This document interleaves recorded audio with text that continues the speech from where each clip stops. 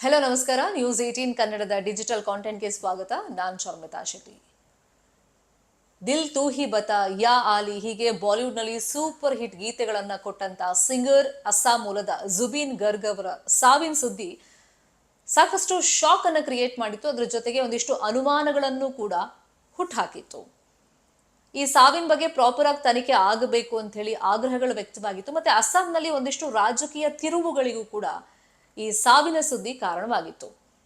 ಯಾಕಂದ್ರೆ ಸೆಪ್ಟೆಂಬರ್ 19ನೇ ತಾರೀಕು north East India ಫೆಸ್ಟ್ಗೆ ಅಂತ ಹೇಳಿ ಸಿಂಗಪುರ್ಗೆ ಹೋಗಿದ್ದಂತ ಜುಬಿನ್ ಗರ್ಗ್ ಸ್ಕೂಬಾ ಡೈವಿಂಗ್ ಮಾಡುವಂತ ಸಂದರ್ಭದಲ್ಲಿ ಇದ್ದಕ್ಕಿದ್ದಂಗೆ ಸಮುದ್ರದಲ್ಲಿ ಮುಳುಗಿ ಸಾವನ್ನಪ್ತಾರೆ ಅನ್ನೋ ಸುದ್ದಿ ಇದೆಯಲ್ಲ, ಇದು ಒಂದಿಷ್ಟು ಸಂಶಯಕ್ಕೆ ಕಾರಣವಾಗಿತ್ತು. ಹಾಗಾಗಿ ಸಿಂಗಪುರ್ನಲ್ಲಿ ಪ್ರಾಪರ್ ಆಗಿ ತನಿಖೆ ಆಗಬೇಕು ಅನ್ನೋ ಆಗ್ರಹ ಇತ್ತು. ಮತ್ತೆ ಅಸ್ಸಾಂನಲ್ಲೂ ಅಷ್ಟೇ ಅನುಮಾನಗಳಿದ್ದಂತ ಹಿನ್ನೆಲೆಯಲ್ಲಿ ವಿವಿಧ ಪೊಲೀಸ್ ಠಾಣೆಗಳಲ್ಲಿ ಬೇರೆ ಬೇರೆಯವರು ಕಂಪ್ಲೇಂಟ್ ಅನ್ನು ಕೊಟ್ಟಿರ್ತಾರೆ, ಗರ್ಗ್ ಫ್ಯಾಮಿಲಿಯವರು ಸೇರಿದಂತೆ. ಮತ್ತೆ ಅವ್ರ ಹೆಂಡತಿನೂ ತುಂಬಾ ಆರೋಪಗಳನ್ನ ಮಾಡಿರ್ತಾರೆ. ಒಂದಿಷ್ಟು ಅನುಮಾನಗಳು ಈ ಪ್ರಕರಣದಲ್ಲಿ ವ್ಯಕ್ತವಾಗ್ತಾ ಇದೆ. ಹಾಗಾಗಿ ಪ್ರಾಪರ್ ಆಗಿ ತನಿಖೆ ಆಗಬೇಕು ಅಂತ ಹೇಳಿ ಸಿಂಗಪುರ್ನಲ್ಲಿ ಪ್ರಾಥಮಿಕ ಒಂದು ತನಿಖೆಯನ್ನ ಮಾಡಲಾಗಿರುತ್ತೆ. ಮತ್ತೆ ಪೋಸ್ಟ್ ಮಾರ್ಟಮ್ ಎಲ್ಲ ಮಾಡಲಾಗಿರುತ್ತೆ. ಅಲ್ಲಿ ಮೇಲ್ನೋಟಕ್ಕೆ ಇಲ್ಲಿ ಉದ್ದೇಶಪೂರ್ವಕವಾಗಿ ಸಾಯಿಸಿದ್ದಾರೆ ಅಥವಾ ಇದು ಕೊಲೆ ಅಂತ ಹೇಳುವಂತ ಅಂಶಗಳು ಪತ್ತೆಯಾಗಿಲ್ಲ ಅಂತ ಆಗ್ಲೇ ರಿಪೋರ್ಟ್ ಅನ್ನ ಕೊಟ್ಟಿದ್ರು. ಈಗ ಮತ್ತೊಂದು ರಿಪೋರ್ಟ್ ಬಂದಿದೆ. ಮತ್ತೆ ವಿಚಾರಣೆಯನ್ನ ಮುಂದಿನ ವರ್ಷ ಜನವರಿ ಅಥವಾ ಫೆಬ್ರವರಿಯಲ್ಲಿ ನಡೆಸ್ತಾರೆ ಅಂತಾನೂ ಮಾಹಿತಿ ಇದೆ. ಇವಾಗ ಏನ್ ರಿಪೋರ್ಟ್ ಬರ್ತಾ ಇದೆ ಅಂತ ಹೇಳ್ತೀನಿ. ಅದಕ್ಕೆ ಮುಂಚಿತವಾಗಿ ಒಂದಿಷ್ಟು ಅನುಮಾನಗಳು ವ್ಯಕ್ತವಾದಂತ ಬೆನ್ನಲ್ಲೇ ಈ ಹಿಂದೆ ಗರ್ಗ್ ಅವರ ಮ್ಯಾನೇಜರ್ ಮತ್ತೆ ಆ ಈವೆಂಟ್ ನ ಪರ್ಟಿಕ್ಯುಲರ್ ಮ್ಯಾನೇಜರ್ ಯಾರಿದ್ದಾರೆ, ಸೊ ಅವರನ್ನ ಅರೆಸ್ಟ್ ಮಾಡಲಾಗಿತ್ತು. ಅವರಿಂದಲೂ ಕೂಡ ವಿಚಾರಣೆ ಹಂತದಲ್ಲಿ ಒಂದಿಷ್ಟು ಮಾಹಿತಿಯನ್ನ ಕಲೆಕ್ಟ್ ಮಾಡಿಕೊಳ್ಳಲಾಗಿತ್ತು.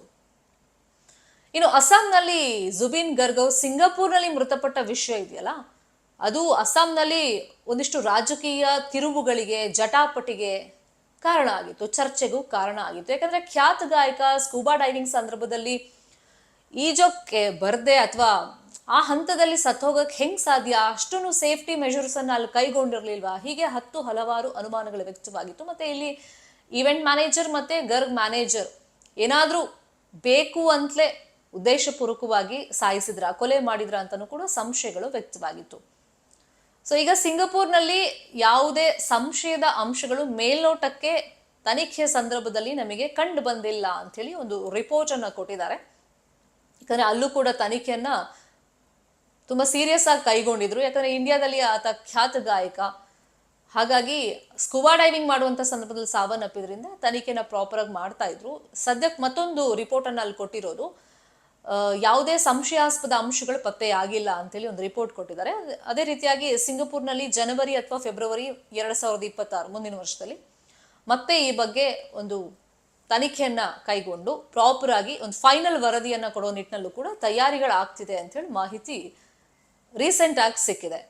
ಒಟ್ಟಲ್ಲಿ ಅಸ್ಸಾಂನಲ್ಲೂ ಕೂಡ ತನಿಖೆಯನ್ನ ಕೈಗೊಳ್ಳಲಾಗ್ತಾ ಇದೆ. ಇನ್ನೊಂದ್ ಕಡೆ ಸಿಂಗಪುರ್ನಲ್ಲಿ ಅವ್ರು ಮೃತಪಟ್ಟಿದ್ರಿಂದ ಅಲ್ಲೂ ಕೂಡ ಸೀರಿಯಸ್ ಆಗೇನೆ ತನಿಖೆಯನ್ನ ಮಾಡ್ತಾ ಇದ್ದಾರೆ. ಬಟ್ ಇಲ್ಲಿವರೆಗೂ ತನಿಖೆಯ ಪ್ರಮುಖ ಅಂಶ ಅಂತಂದ್ರೆ ಪ್ರಾಥಮಿಕವಾಗಿ ತನಿಖೆ ಮಾಡಿದಾಗ ಮತ್ತೆ ಇವಾಗ್ಲೂ ಅವ್ರನ್ನ ಉದ್ದೇಶಪೂರ್ವಕವಾಗಿ ಯಾರು ಸಾಯಿಸಿಲ್ಲ ಅಂತಾನೆ ರಿಪೋರ್ಟ್ಗಳು ಬರ್ತಾ ಇರೋದು. ಅಂದ್ರೆ ಅದು ಕೊಲೆ ಇರಬಹುದು ಅಂತ ಆರೋಪಗಳು ಏನ್ ಕೇಳಿ ಬಂದಿತ್ತು, ತನಿಖೆ ಹಂತದಲ್ಲಿ ಅದು ಕೊಲೆ ಅಲ್ಲ ಅಂತಾನೆ ಕೂಡ ರಿಪೋರ್ಟ್ಗಳು ಬರ್ತಾ ಇದೆ. ನೋಡೋಣ ಮುಂದೆ ಫೈನಲ್ ರಿಪೋರ್ಟ್ ಸಲ್ಲಿಕೆ ಆದಂತ ಸಂದರ್ಭದಲ್ಲಿ ಯಾವ ತರ ರಿಪೋರ್ಟ್ ಅನ್ನ ಆ ವರದಿಯಲ್ಲಿ ಏನೆಲ್ಲ ಮೆನ್ಷನ್ ಮಾಡ್ತಾರೆ ಅಂತ ಹೇಳಿ. ನ್ಯೂಸ್ 18 ಕನ್ನಡ ನಾವೆಲ್ಲ ಡಿಜಿಟಲ್ ಮೀಡಿಯಾ ಪ್ಲಾಟ್ಫಾರ್ಮ್ ನಲ್ಲೂ ಲಭ್ಯವಿದ್ದೀವಿ. ನಮ್ಮನ್ನ ಫಾಲೋ ಮಾಡಿ, ಸಬ್ಸ್ಕ್ರೈಬ್ ಮಾಡಿ. Thank you so much.